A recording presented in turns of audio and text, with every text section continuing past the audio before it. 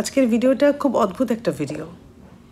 এটা আমি বানাবো সেটা আসলে ইচ্ছাও ছিল না, আর আমি নিজেকে দিয়ে কখনো কল্পনা করিনি যে এই ধরনের ভিডিও মানে রোস্টেড ভিডিও আমি নিজে কখনো করব কারোর জন্য। চলুন ভিডিওটি স্টার্ট করার আগে কার জন্য আমি এই ভিডিওটি বানাচ্ছি এবং কেন, এবং সে যা যা বলেছে তার ছোট ছোট উত্তরগুলো আমি তাকে দিতে চাই। সেই ভিডিওটা একবার সুন্দর সুন্দর গিফট দাও ইন্ডিয়াকে, তা আমরাও ভাবছি একটু গিফট করবো তোমাদের। বলছি যে বর্ষাকাল চলছে, ওই ফারাক্কার একটা বাতকি খুলে দেবো ভাই তোমাদের জন্য, ভালোবেসে আর কি। এটা এটা কোনো শত্রুতা না, বাট ভালোবেসে মন থেকে বলছি একটা বাতকি খুলে দেবো, তাহলে যদি তোমরা একটু শান্তিতে ঘুমাতে পারো, একটু একটু স্বস্তি পাও মনে। বেশি না, একটা দরজা খুললেই হবে। দেবো বলছি, একটু ফারাক্কার একটা দরজা খুলে দেবো দাদা, একটু কমেন্ট করে জানিও। যত হ্যাঁ বা না এতে বললেই হবে, যেটা দল ভারী হবে আমি সেটা করব, ঠিক আছে? আমাকে অবশ্যই একটু কমেন্ট করে জানিও যে ফারাক্কার বাঁধ খুলে দেবো কিনা, বুঝলে? ফারাক্কার বাঁধ তো দূরের কথা, আমি একা হিসু করে দেবো, বাংলাদেশের অর্ধেক ডুবে যাবে। ওকে, তো আমাদের দেশের দিকে নজর দেওয়ার আগে না, নিজের দিকে একবার তাকিয়ে নেবা, ঠিক আছে? তোমরা কোথায় থাকো, আমরা কোথায় থাকি। ওকে, দখল তো দূরের কথা, একটু তাকাস আমাদের দিকে, আমাদের ইন্ডিয়ার দিকে একটু চোখ তুলে তাকাবি, ঠিক আছে? তোরা না বলছিলি কলা গাছ সাপোর্ট করিস, তাও ইন্ডিয়ারে সাপোর্ট করিস না? কোনো এক সময় কোনো এক খেলার ক্ষেত্রে বলা হয়েছিল না এটা? কলা গাছ নিয়েই ওই দেশে থাক, ওকে? আমাদের এই দেশে তাকালে না, ফারাক্কার বাঁধ খোলা তো দূরের কথা, আমার এক হিসুতেই তোরা ডুবে যাবি ওই দেশে, বুঝলি? আর কিছু মাথা রাগাস না, এখন বহুত কিছু করতেছিস তোরা, কর, তোদেরও দিন আসবে। চল, এখন বলুন এর জবাব কি হতে পারে। প্রথমে আমি আমার দেশের লোককে কিছু বলতে চাই, কারণ আমি ছোট থেকে শিখেছি বা আমার মাকে দেখেছি যে আমরা যদি বাইরে কোনো একটা কেউ কিছু করতো, প্রথমে আমাদের বকা দিত, আমরা দুমুর দুমুর করে মার খাইতাম, তারপর মানুষকে বলা। আমার কথা ইন্ডিয়ান সেই লেডি একটা ব্লগ বানিয়েছে, সেখানে সে কিছু হয়তো বলে টলেনি, সেখানে হয়তো বা কী ছিল আই ডোন্ট নো।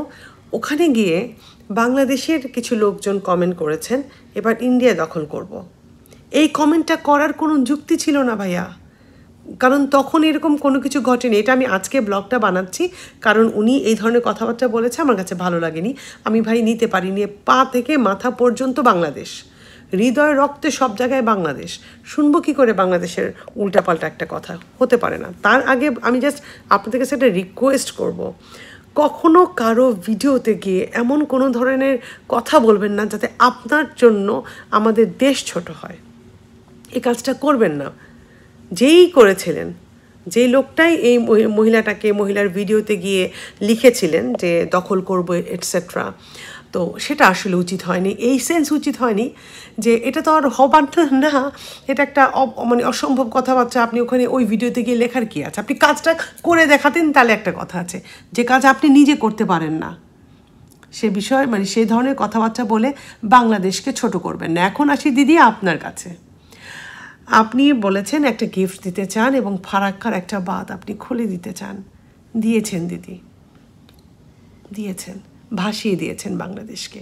দিদি আমরা ছোট্ট একটা দেশ, বদ্বীপ বাংলাদেশ, ছোট্ট, খুব ছোট, কিন্তু ছোট হলেও আমরা আমাদের সব দিক থেকে চেষ্টা করি ভালো থাকবার জন্য। আমরা আমাদের সবাইকে নিয়ে ভালো থাকার জন্য, এবং মানে সেজন্য আমরা সব কিছু করছি। কিছুদিন আগে আমাদের দেশে একটা হয়ে গেছে বিপ্লব আন্দোলন, সেটা আপনিও জানেন। আমাদের এই ছোট্ট দেশে সব কিছুই আছে, সবাই মিলে আমরা ভালোই আছি। যা যতটুকু বেশি আপনারা শোনেন সেটা গুজবের জন্যও অনেক সময় অনেক কিছু শুনে থাকেন। ছোট হলেও আমাদের দেশের কারেন্সি, আমাদের দেশের ইকোনমি, সব কিছু একটু গুগল করে দেখবেন দিদি, প্লিজ। আমার অনুরোধ থাকবে আপনার কাছে, একটুখানি দেখবেন। আপনাদের দেশের নেতাদের মুখ থেকেই কিন্তু বেরিয়েছে যে কোথাকার বাংলাদেশ এখন কোথায় চলে এসছে। একবার দেখবেন, আমাদের নিজস্ব সংস্কৃতি আছে দিদি, নিজস্ব কালচার আছে, আমাদের নাটক আছে, সিনেমা আছে, গান আছে, আমাদের অনেক কিছুই আছে যেটা হয়তো আপনি জানেন না। যেই ভদ্রলোকটি আপনাকে কমেন্ট করেছে, আপনার কাছে যেমন খারাপ লেগেছে যে আপনার দেশকে কেউ নিয়ে নিবে, দখল করবে, উল্টাপাল্টা আপনার কাছে খারাপ লেগেছে, আপনি যে কথাগুলো বলেছেন দিদি সেটা আবার আমরা নিতে পারছি না, মানে আমি নিতে পারছি না। আপনি নেগেটিভলি নেবেন না, কেউ নেগেটিভলি নেবেন না। আমি পজিটিভভাবে কথাবার্তা বলছি, বলার চেষ্টা করছি। আপনি বলেছেন ফারাক্কার একটা বাঁধ কি খুলে দিব, আপনি জিজ্ঞেস করেছেন, দিয়েছেন, ভেসে গেছি আমরা। ছোট ছোট বাচ্চাগুলো পানিতে ভেসে গেছে। একটা কথা জানেন দিদি, একটা ছেলে কালকে আমাকে একটা মেসেজ পাঠিয়েছে। সে লিখেছে আশ্রয় কেন্দ্রে তার মাকে রেখে এসছে, বাবাকে আনতে যাবে, কারণ একসাথে তো দুজন বয়স্ক লোককে সে আনতে পারবে না। সে বাবাকে যখন আনতে গেছে তখন দেখেছে যে বাসাটা মানে বাড়িটা ভেসে গেছে। ওই বাড়ির ভেতরে তার বাবা ছিল, ভাবেন, তার বাবা সহ ভেসে গেছে। এক কৃষক অনেক কষ্টে একটু একটু করে টাকা জমিয়ে নতুন একটা বাসা বেঁধেছিল, সেই বাসাটাও ভেসে গেছে দিদি। প্রেগনেন্ট মহিলা একজন রিকোয়েস্ট করেছে একটা ছেলেকে, আমাকে একটু উঁচুতে তুলে ধরো, আমার পেটে 9 মাসের বাচ্চা। আমি মা তো, কথাটা শুনে আমি নিতে পারিনি, আমার কাছে খুব খারাপ লেগেছে। ভেসে গেছে দিদি।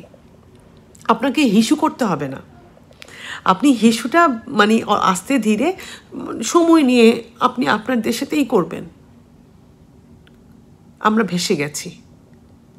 তবে একটা কথা বলি দিদি, বাঙালি এমন একটা জাতি, তারা মাথা তুলে বাঁচতে জানে। বাঙালি পৃথিবীর যে প্রান্তে থাকুক না কেন, শক্ত হয়ে দাঁড়াতে জানে। এই বাংলাদেশ ঘুরবে দিদি, এই বাংলাদেশ ঘুরবে। আজকে হয়তো আমাদের পরিস্থিতি খারাপের দিকে আছি, হয়ে যাবে সব কিছু ঠিক।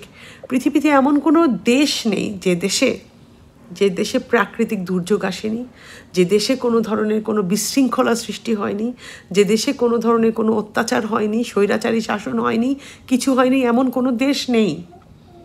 সব দেশেতেই কিছু না কিছু হয়েছে, বুঝতে হবে। আপনাকে বলবো দিদি, একটু সময় নিয়ে গুগলে সার্চ দিয়ে দেখবেন বাংলাদেশের পরিস্থিতি। আমরা দেশটা ছোট, সেই ছোট আন্দাজে যতটা উপরে আমরা মানে এসেছি, আপনার দেশ অনেক বড়। একটু দুটো মিলাবেন, তাহলে আপনি বুঝতে পারবেন। কখনো কারোর সামনে কারো দেশের নামে কোনো কিছু বলা ঠিক নাই, কোনো কিছু বলাই ঠিক না। যেই ভাইটা আপনাকে লিখেছিল, যার জন্য আপনি কষ্ট পেয়েছেন, সেজন্য আপনাকে সরি বলবো। ওই ভাইয়াটা হয়তো বা আবেগে পড়ে আপনাকে কথাটা লিখেছেন, তার লেখাটা ঠিক হয়নি, এটা আমি মানছি।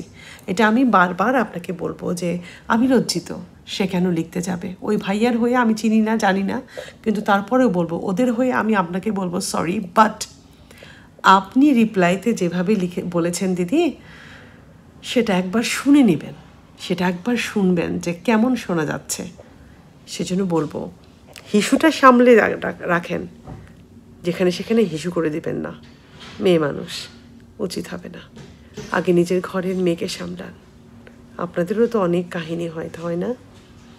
মেয়ে মানুষ তো, আপনাদের মেয়েরা তো ঠিক মতো বাইরে চলাফেরাও করতে পারছে না। দেখুন, প্রত্যেকটা দেশেই কিছু না কিছু ঘটে।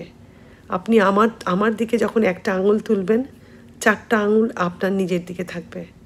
ভাববেন, কষ্ট নেবেন না। আই এম সরি, আমি নেগেটিভলি কিছু বলতে চাইনি, শুধু আপনাকে বোঝাতে চেয়েছি। আমার দেশের যে লোক আপনাকে এই কমেন্টটা করেছেন, সেটা যেমন ভালো হয়নি, রিপ্লাইটা আপনি যেভাবে দিয়েছেন সেটাও আমার মানে নেবার মতো না। দুঃখিত।